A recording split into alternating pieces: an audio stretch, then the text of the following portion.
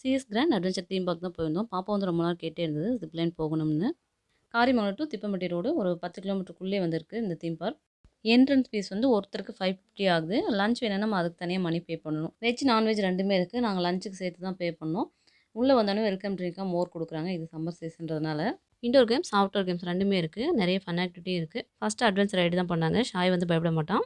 பாப்பா வந்து பயந்துருவான்னு நெனச்சேன். ஆனா 2 பேருமே எல்லா ஆக்டிவிட்டியும் கம்ப்ளீட் பண்ணி முடிச்சுட்டாங்க. பெரியவங்களுக்கும் நெறைய அட்வென்ச்சர் ரைட் வந்து இருக்கு. நாங்க வந்து கொஞ்சம் தூரம் போனோம். என்னாலலாம் ஐரோப் ரைட்லாம் பண்ண முடியாதுன்னு சொல்லிட்டு கம்ப்ளீட் பண்ணாம பாதியிலேயே வந்து நான் இறங்கிட்டேன். இந்த ரைட்ஸ்லாம் முடிச்சுட்டு வரத்துக்குள்ளே வந்து லஞ்சும் வந்து வந்தாச்சு. நாங்க வந்து நான்வெஜ் ஆர்டர் பண்ணியிருந்தோம். அதெல்லாம் சாப்பிட்டு முடிச்சுட்டு நேரா வந்து ஸ்விம்மிங் பூல் வந்துட்டோம்.